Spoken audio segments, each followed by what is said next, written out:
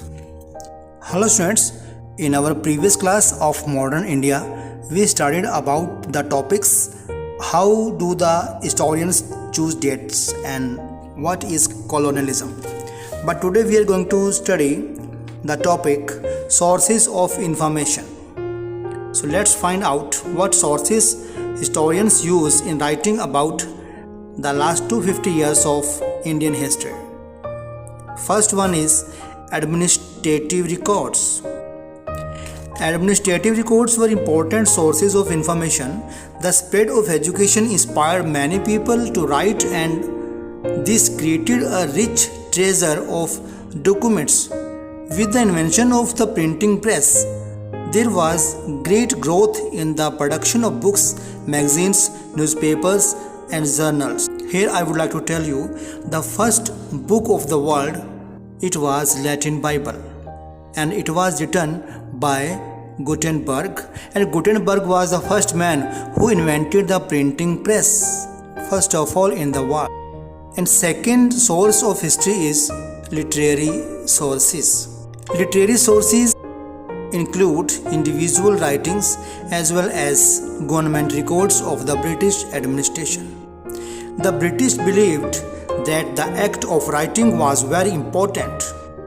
Every instruction, investigation, plan, and policy had to be clearly written down. This methodology produced important memos, notings, and reports.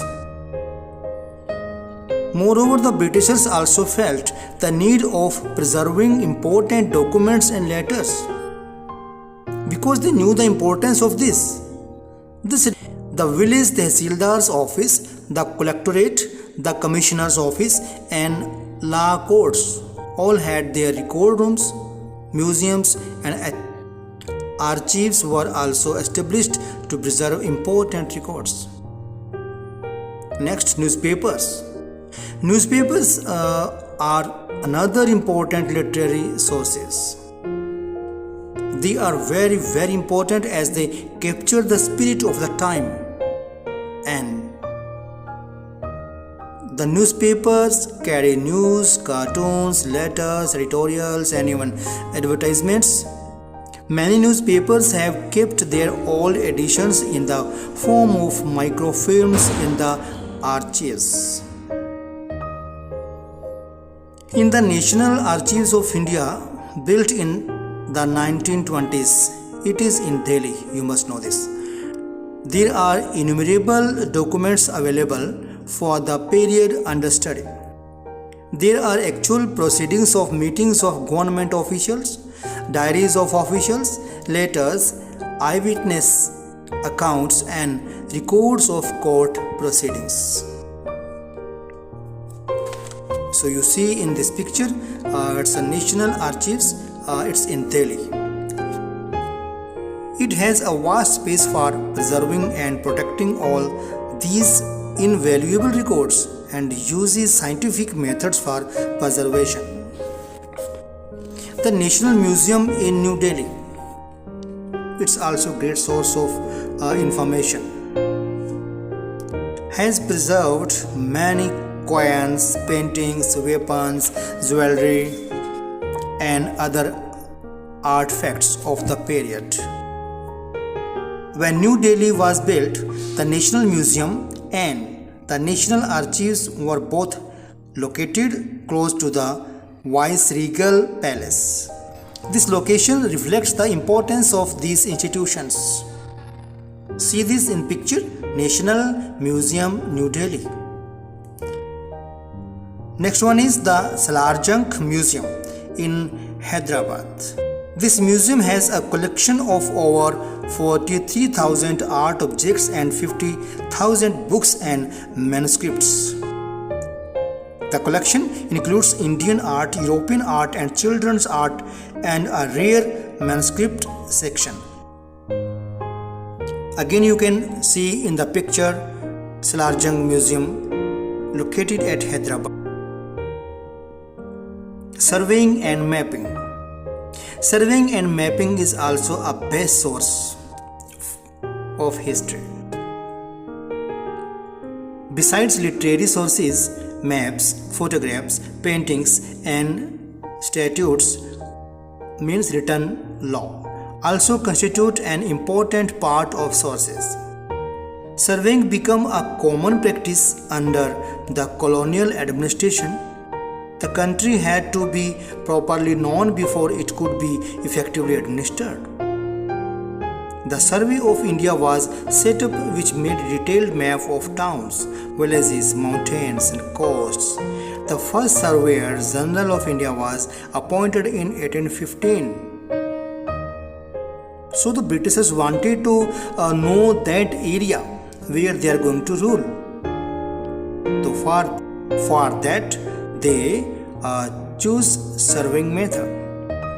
In 1821, H.W. Weisse made the map of the Hyderabad region.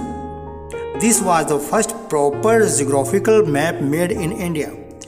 The year 1851 marked the establishment of the Geological Survey of India. It started with the survey of the Himalayan ranges between the rivers Ravi and the Ganga. The British also took elaborate steps to map the coastal area, as these were to be their new settlements. By the early 19th century, surveys were being carried out to map the entire country. In the villages, revenue surveys were conducted. The purpose was to know the quality of the soil, the cropping pattern, and the topography of the region. In 1871, India's census was the first comprehensive census of India. Always keep in mind, the first comprehensive census of India, 1871. The census has been held every 10 years following, with the 15th national census held in 2011. The first modern census of India was conducted in 1881.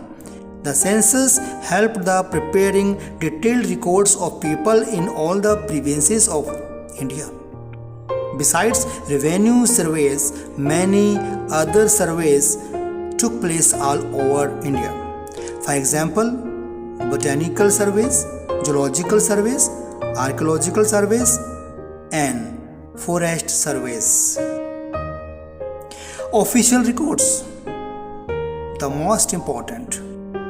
These records tell us a lot about what the officials thought, what they were interested in, and what they wished to preserve for posterity.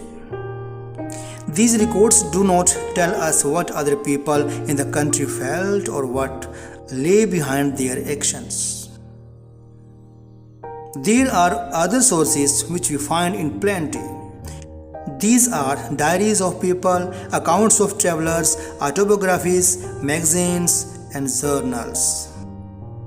There were biographies such as that of Gandhi, written by William Shire, who spent time with him during the Dandi March.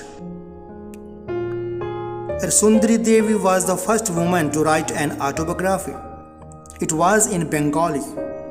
There are many short stories, novels, which reflect the time in which they were written. There are also hundreds of travelers' accounts. Sarath Chandra Chatterjee and Premchand wrote about the peasants and the downtrodden. The play Neel Darpan, written by Dinbandhu Mitra, was based on the exploitation of workers on indigo plantation. Keep in mind, for competition exams, the play Neel Darpan was written by Dinbandhu Mitra, and it was about the workers of indigo plantation. Many books were written on the history of India by Vincent Smith.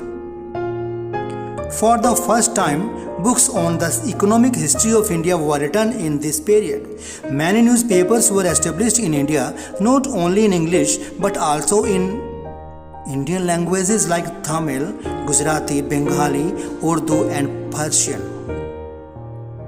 The most famous were Bal Gangadhar Tilak's Kesari and Mirat-ul-Akhbar of Raja Ram Mohan Roy. So these 2 points you will keep in mind for your competition exams. Bal Gangadhar Tilak's Kesari and Mirat-ul-Akhbar of Raja Ram Mohan Roy. You are well known